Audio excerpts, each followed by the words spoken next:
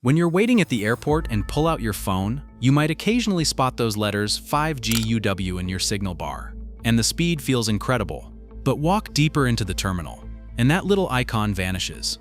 Most people think it's just normal signal coverage stuff. But here's the thing. What you just experienced for those few seconds was the future that the telecom industry bet nearly $100 billion on. It was millimeter wave 5G. Back in 2020, two major American carriers, Verizon and AT&T, dropped a staggering $78 billion on spectrum licenses, promising to use millimeter wave technology to transform mobile communications. Fast forward to 2024, and Apple quietly removed millimeter wave support from the new iPad Pro. Even the iPhone only keeps this feature in the US version. Here's the really shocking part. In 2021, the industry predicted that millimeter wave would carry 5% of urban mobile traffic. The actual usage rate? Just 2.9%. That means for every $27 carriers invested, they only got back $1 of expected returns. What happened to this $100 billion technology bet? Our story starts in 2018. That year, the global telecom industry fell into a state of anxiety. The spectrum resources allocated during the 4G era were hopelessly congested. Carriers typically had only 200 megahertz of usable bandwidth, but they had to handle explosively growing video traffic. Engineers at Samsung and Qualcomm came up with a bold idea. Why not use higher frequency bands? Why not millimeter wave? This idea quickly ignited the entire industry. Millimeter wave spectrum sits between 24 and 52 gigahertz, with bandwidth dozens of times larger than traditional bands. In theory, it could push phone download speeds to 4,000 megabits per second, 40 times faster than 4G. Even more tempting?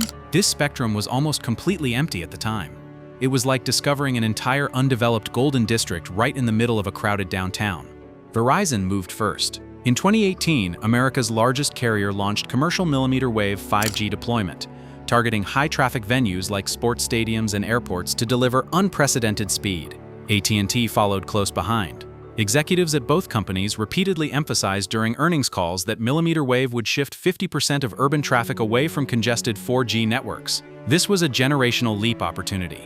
The investment community was sold on this vision. Between 2020 and 2021, the Federal Communications Commission held C-band spectrum auctions. Verizon dropped $45 billion in one go. AT&T put in $23 billion. Add in their previous millimeter wave spectrum investments, and the two companies' 5G-related spending approached $78 billion. That's enough money to build 15 Disneyland parks. But the seeds of trouble were already planted. The physical characteristics of millimeter wave guaranteed its limitations. High-frequency electromagnetic waves have extremely weak penetration. A wall, a tree, even a human body could dramatically weaken the signal.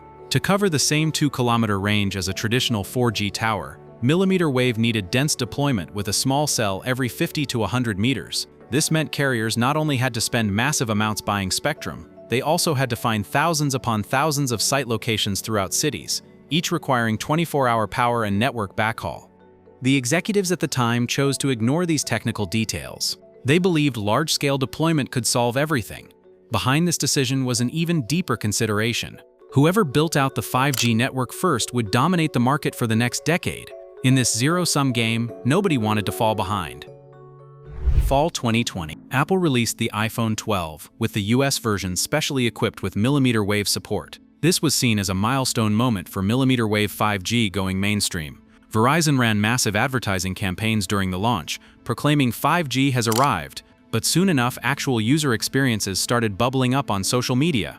A user from San Diego described on Reddit how he hit an amazing 2,000 gigabit speed test outside the stadium. Excited, he walked inside the venue, and the signal immediately dropped back to 4G. Another user in Boston discovered that just turning his phone around, facing away from the base station direction, made download speeds plummet from 1,500 gigabits to 150 gigabits. Even more awkward?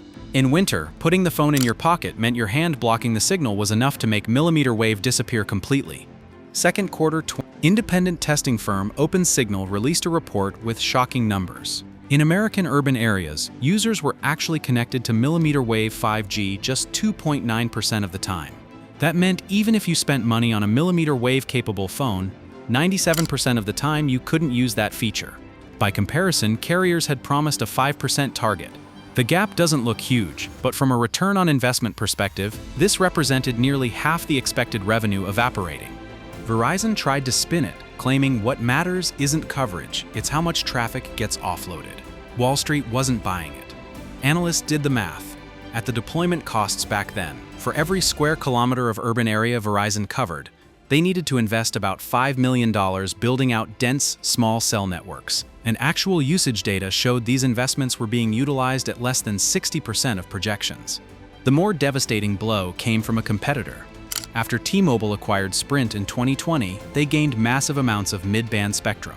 This band was slower than millimeter wave, sure, but its coverage range was dozens of times larger, and it could easily penetrate buildings. T-Mobile rapidly deployed a nationwide 5G network.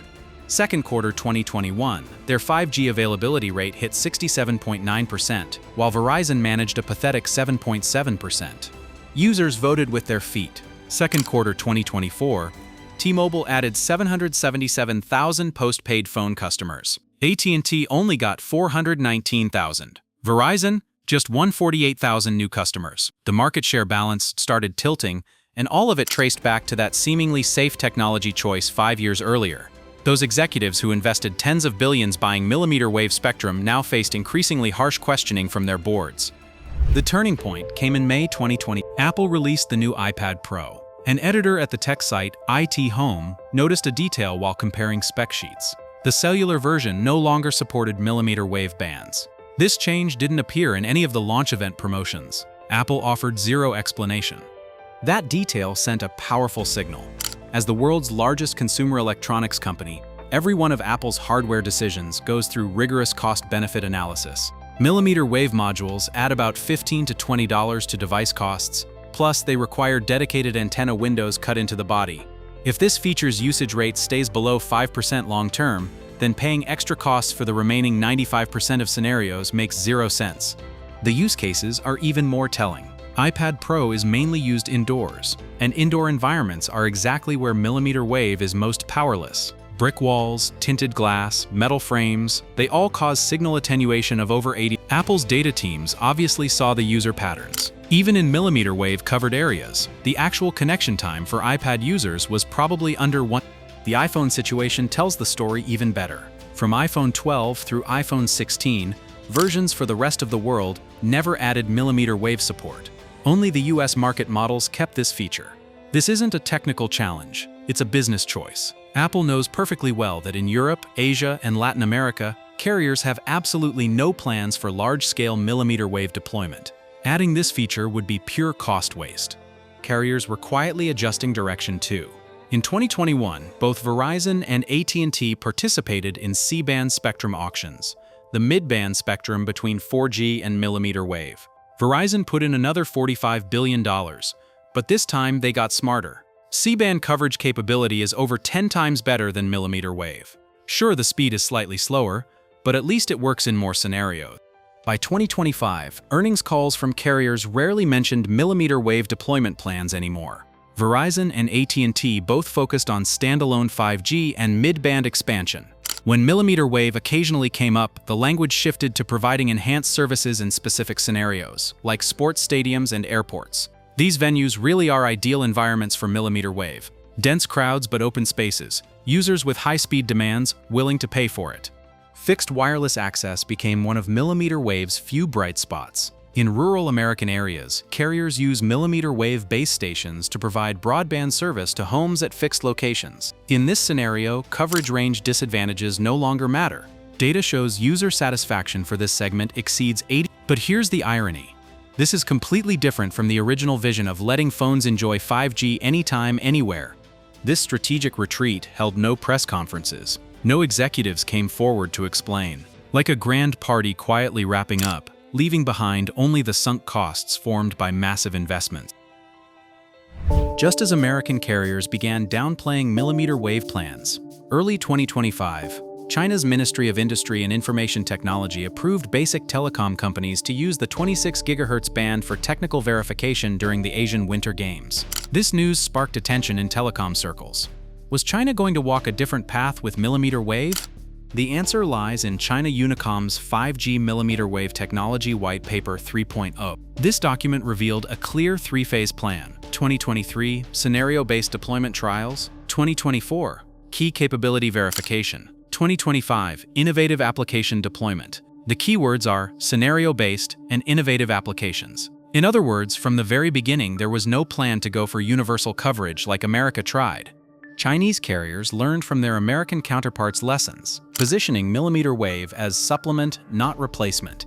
In specific scenarios like 8K video broadcasting, industrial internet, and smart ports, millimeter wave's massive bandwidth and low latency really are irreplaceable. A typical case is automated crane control at ports, requiring signal transmission within 10 milliseconds. Traditional 4G and mid-band 5G struggle to meet this, but millimeter wave can easily achieve 3 to 5 millisecond latency. More important is cost control. American carriers first invested massive amounts buying spectrum, then tried to figure out application scenarios. China's approach is to start with small-scale pilots, verify business models, confirm profitability, then expand investment. This cautious strategy avoids large-scale sunk costs and gives technology time to mature. But challenges remain. Even in fixed application scenarios, millimeter wave equipment power consumption is still 2 to 3 times that of mid-band equipment. In battery-powered scenarios, this is a big problem. Plus, core chips and power amplifier technology are still controlled by overseas manufacturers like Qualcomm and Samsung. Supply chain autonomy still has a long way to go. Japan is another market worth watching. Before the 2020 Tokyo Olympics, Japanese carriers built millimeter wave networks, mainly for event broadcasting and media centers. 3 years later, most of these networks are still operating, but limited to originally planned areas with no signs of further expansion. This case confirms a brutal fact. Technically feasible doesn't equal commercially viable. The global 5G industry is entering a period of divergence. European carriers have basically abandoned millimeter wave, focusing on mid-band. Middle Eastern countries, facing economic transformation pressure, support millimeter wave at the policy level, but actual deployment progress is slow. East Asian strategies are relatively pragmatic, exploring niche markets with less investment while not abandoning this technology direction. This differentiated development path might be the real future of 5G millimeter wave. No longer a revolutionary technology changing everyone's lives, but a professional tool playing unique value in specific scenarios. From the universal anticipation of 2018 to the low-key presence of 2025, 5G millimeter wave has walked a winding path to commercialization. Those carriers who invested tens of billions of dollars ultimately ended up with a niche network covering less than 3% of areas, mainly serving stadiums and airports. The core lesson of this story isn't about the technology itself. It's about the timing of business decisions. When an entire industry is driven by the anxiety of can't fall behind, rational cost-benefit analysis often gets shelved. The choice Verizon and AT&T faced back then was this: either bet big on millimeter wave to fight for first-mover advantage, or wait for technology maturity but possibly lose the market. They chose the former, while T-Mobile's pragmatic mid-band strategy proved that sometimes slow is fast. There's nothing wrong with millimeter wave technology itself. The real problem is our expectations were wrong. It was never destined to be a universal solution. It's a professional tool that needs carefully designed application scenarios. When Chinese carriers talk about scenario-based deployment in 2025, they're actually redefining millimeter wave's value, not changing the world, but playing a role in the right places. The next decade of telecommunications technology belongs to those companies that can accurately judge technological boundaries and refuse to blindly follow trends.